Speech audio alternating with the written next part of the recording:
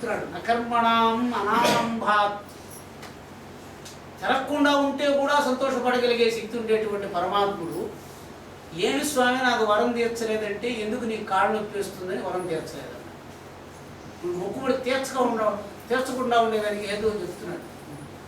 ఏమిరా నాయన ఏం స్వామి చేయలేదు అంటే, నువ్వు కాళ్ళు దీనికి కష్టపడతావు ఎందుకు అనే దానికి తీర్చలేదన్నాడండి. గీతాశాస్త్రం అంటే చెప్తున్నాడు. అకర్మణాం అనారంభాత్, ఎప్పుడు గుర్తుపెట్టుకోండి, ఆ కర్మ చేయడానికి ఆ కర్మ చేస్తే తదనంతర ప్రాప్తి స్వయంగా వస్తుంది. ఇది చేస్తే అది చేస్తానంటే ఆయన అసలు నెరవేర్చు. ఇది లోకంలో ఎందుకో భ్రమ వచ్చింది. ఎక్కడ కూడా హేతువులో ఇది చేస్తే అది జరుగుతుందని పరమాత్ముడు చెప్పలేదు. వేదంలో అట్లా లేదు. అట్లా చేస్తూ ఉండటం చేతి ఏమైంది, సంసారులు చెప్పాను కదండి, ఒక సత్యాన్ని ఒక అసత్యాన్ని నేను చేశాను కాబట్టి అది జరుగుతుంది వాడు అనుకుంటూ ఉంటాడు. సినిమాలో చూపిస్తుంటాడు, ఒక రాయి తీసుకుని ఒక పుట్ట దూరంగా పెడతాడు. ఈ రాయి వెళ్ళి ఆ పుట్టలో పెడితే ఆ పిల్లకి నా మీద ప్రేమ వస్తుంది అని రాయేస్తాడు. పడింది ఇంకొచ్చేస్తుంది అంటే వాడు అనుకునేటువంటి పద్ధతి ఎట్లుందండి.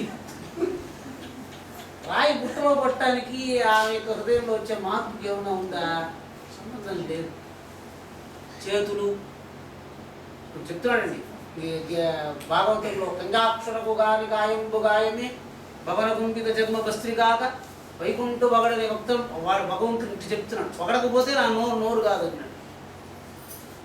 తిరక్కపోతే పరమాత్ముడి కోసం తిరక్కపోతే అంటే ఏంటి, మీరు తిరిగేది కూడా మీరు అనుకుని తిరగటం లేదు అర్థం. భగవంతుడు ఎక్కడున్నాడు?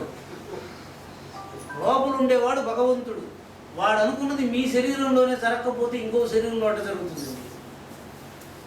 జీవుడు లోపల ఉన్నటువంటి జీవానుకూలంగా మీ శరీరంలో వ్యాపారం జరగటంలే. ముక్కుడి యొక్క సారాంశం ఏంటంటే, మీరు కాళ్ళు కదిలించాలన్నా, కంటితో చూడాలన్నా, చెవితో వినాలన్నా, పారాయణం చెయ్యాలన్నా మీకు లోకంలో కారణాలు లేకపోతే చేయకపోవడం చేత ఆత్మారాముడు తృప్తి చెందడు. ఆత్మారాముడు అంటే జీవుడు. చూడాలంటే మీకు ఒక కారణం కావాలి.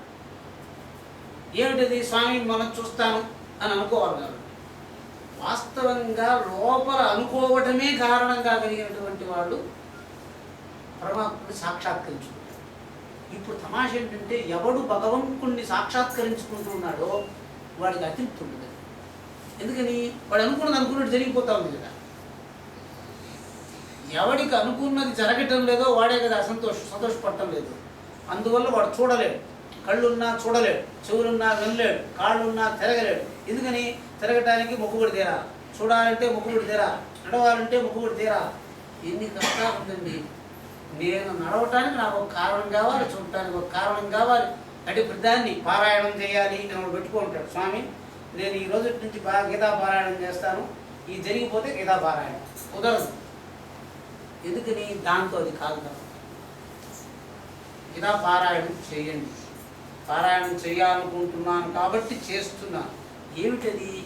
నేను అనుకున్నట్టు చేస్తున్నాను కాబట్టి రేపు కూడా నేను అనుకున్నది జరుగుతుంది. ఇది మొక్కుబడి.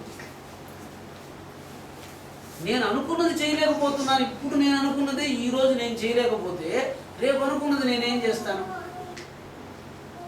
మీకు అర్థమైంది కదండి. ఎందుకు పరీక్షది? ఎందుకు ఇది చేస్తున్నాను?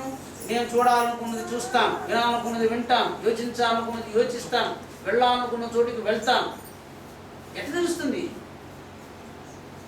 ప్రదక్షిణం చేసి నేను నడవగలుగుతాను. నా కళ్ళు పనిచేస్తున్నాయి, అలసిపోవు. నా చెవులు నిరంతర వాక్య శ్రవణ శక్తితో ఉంది. నా యొక్క మనస్సు భగ్నం కాదు, ధారణాశక్తిలో నష్టం లేదు, ఆత్మ తృప్తిగా ఉంది. ఇవన్నీ నేను వినగలను, చూడగలను. ప్రపంచంలో వినగలిగేవాడే వింటున్నాడు, చూడగలిగేవాడే చూస్తున్నాడు. ఈ కర్మంతోనే ప్రపంచంలో అన్నీ సాధ్యమవుతున్నాయి. కాబట్టి మనం అనుకున్నదే కదా చేస్తున్నాము. మీకు ఎప్పుడు తెలుస్తుంది మీరు అనుకున్నది చేయటం లేదంటే భగవంతుడు మీకు అనుగ్రహంగా లేడు. ఎందుకంటే మీరే చేయలేకపోతే. ఈ పరీక్ష ఎట్లా తెలుస్తుంది? నేను అనుకున్నది నేను చేస్తున్నాను అని మీకు తెలియాలి. కాబట్టి అందుకోసం మొక్కండి. ఎప్పుడు కూడా నా మనస్సు కష్టాన్ని తీసుకోదు అనుకోండి. కష్టం తీసుకోదు అంతే, ఇంక రాదు. ఇంకెట్ట వస్తుంది కష్టం?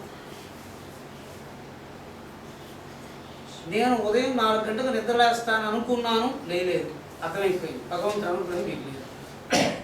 రాయి వేయటం వంటిది అది కూడా. రాయి వేస్తే ఎందుకు కుదరదు చెప్పండి? నీకు రాయి వేయటంలోనే గురి లేదే, ఇంకో హృదయాన్ని నువ్వు ఎట్లా చేయిస్తావు?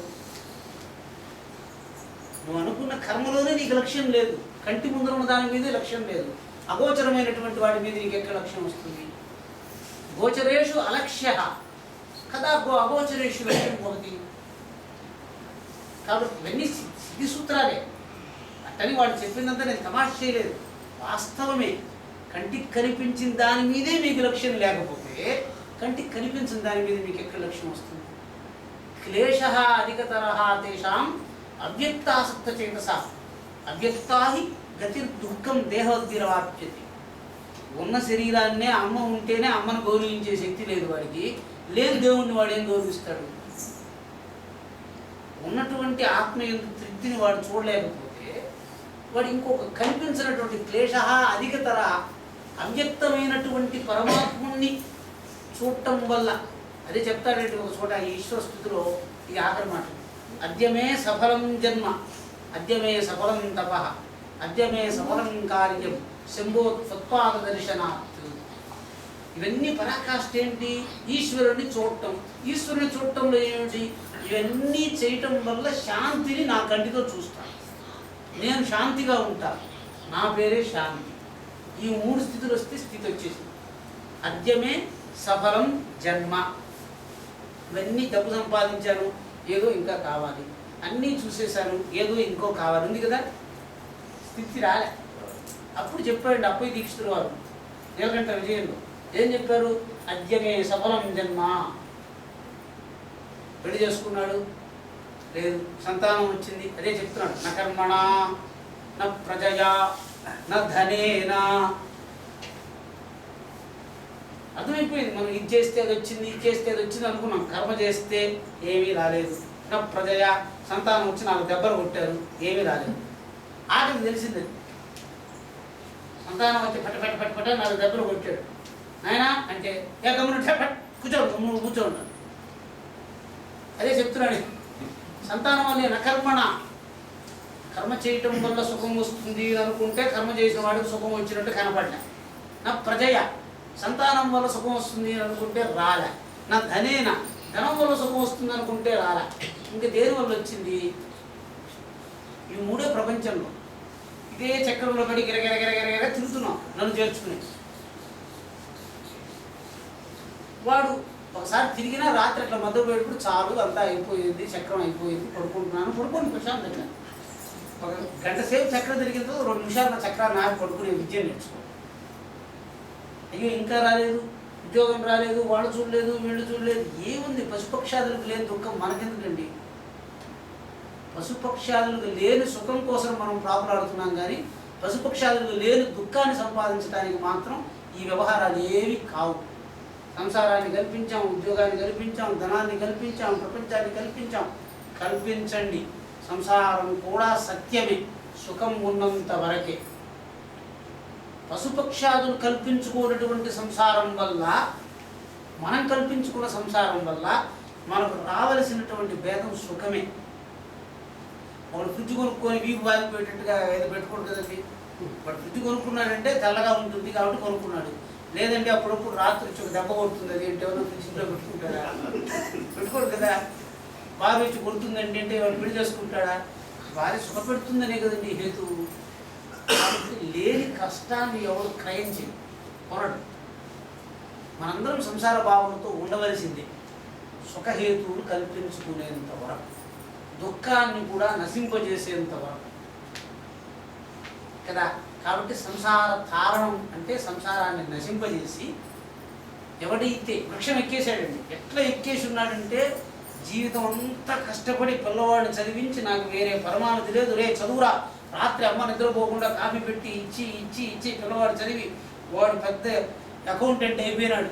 ఉన్నట్టుండే ఏమ్మా నన్ను 24 గంటలు కష్టపెట్టావు, నీ మాట నేను చదివాను, వాడు లెక్క పెట్టలేదు. అంటే ఏమిటి? జీవిత చరమాంకం వచ్చేటప్పుడు సంసార వృక్ష ఒరే వీరు నేను కష్టకాలంలో నన్ను అమ్మా నువ్వు శాంతిగాను చాలా చేశావని చెప్తాడనుకుంటే, అంతా అయిపోయిన తర్వాత అమ్మా నువ్వు ఏం చేశావు అన్నప్పుడు వస్తుంది చూసారా కష్టం. అదే చెప్తున్నాడు, సంసార వృక్షమారూఢాః పై చెట్టు కొమ్మలో ఎక్కి కూర్చున్నప్పుడు పతంతి నరకార్ణవే, ఏం చేశావు అని అడిగినటువంటి సంతానము, భార్య, పిల్లలు ఎవరో ఉన్నప్పుడు పతంతి, అక్కడ చెట్టు లేదు. వీడంతా వీడే అనుకున్నాడు, నా కొడుకు పెరిగితే నన్ను బాగా చూసుకుంటాడు, లేదు చెట్టు అది. మా అమ్మ నన్ను రక్షిస్తుంది, లేదు. ఈ విధంగా కల్పించుకుని చెట్టు ఎక్కేసి వ్యాపారం ఎదవా అని చెప్పి వాళ్ళ అమ్మ చచ్చి వెళ్ళిపోయింది. వాళ్ళ నాయన లేడు, చెట్టు గాల్లో పడిపోతున్నాడు. అప్పుడు చెప్పాడు, నాయన ఇవన్నీ లేని సుఖాన్ని కల్పించుకోవటం కోసం కల్పించుకున్నాం, కానీ ఉన్న సుఖం ఒకటి ఉంది, అదే నిన్ను రక్షిస్తుంది అని పరమాత్మ, దాన్ని పట్టుకో అనేటువంటి ఉపదేశం ఇవ్వటానికి ఆచార్య పురుషుడు. మనం అనుకునే అన్ని భావనలు, పెళ్లి చేసేవాడు చేసుకోండి పర్వాలేదు, ఆ భావనల వాళ్ళంతా చర్మాంకంలో ఎక్కేసి పెళ్ళి అయిపోయింది, పిల్లలు పుట్టేశారు, సంతానం వచ్చేసింది, పెద్ద ఇల్లు కట్టుకున్నాము, కానీ శాంతి రాలేదు. ఇంత పెద్ద చెట్టు కట్టిన తర్వాత 100 సంవత్సరాల సంసార వృక్ష ఫలం దుఃఖం. వరేస్తే బాగా నూగొచ్చి వీపంతా దొరకొచ్చిందన్నారు అనుకోండి, మనం వేస్తామండి మరి. అటువంటి సంసార వృక్షాన్ని వేయండి, సుఖం వచ్చేంత వరకే, వద్దనుకున్నప్పుడు నూగులు వదిలేసినట్టుగా వదిలేయండి. ఎంతవరకు సంసారం సుఖమిస్తుందో అంతవరకు మీరంతా సంసారంలో సుఖించండి. ఎప్పుడు కష్టం ఇస్తుందని అనుకున్నారో అప్పటి నుంచి వైరాగ్యాన్ని అవలంబించడం కోసము ఒకడు నీకు తోడుగా ఉండాలి. నాయనా ఇదిరా సత్యం, ఇదిరా సత్యం, నువ్వు స్వస్థ మానసుడిగా ఉండు, నీ స్థితిలో నువ్వు ఉండు, నువ్వు కష్టపడాల్సిన పని లేదు. ఆయన అక్కడ వెంకటేశ్వర స్వామి కొండ మీద దీపం ఎరగలేదంట, ప్రపంచం మునిగిపోతుందంట, ఈ దుఃఖం ఉంది. ఎక్కడో ఒక చోట ధ్వజస్తంభం పడిపోయిందంట, మన దుఃఖాలు వచ్చే హేతువులు ఇట్లుంటుందండి. ఎక్కడో దేవస్థానం ధ్వజస్తంభం ఎక్కుతూ ఉంటే పడిపోయిందంట, ఇంకా 2 రోజుల్లో ప్రళయం వస్తుందంట. అబ్బా అని అనుకోబాకు, ఉన్న హేతువులతోనే సుఖించండి. కాబట్టి లేని దుఃఖాన్ని ఎటువంటి పరిస్థితుల్లోనూ తెచ్చుకోవాలి.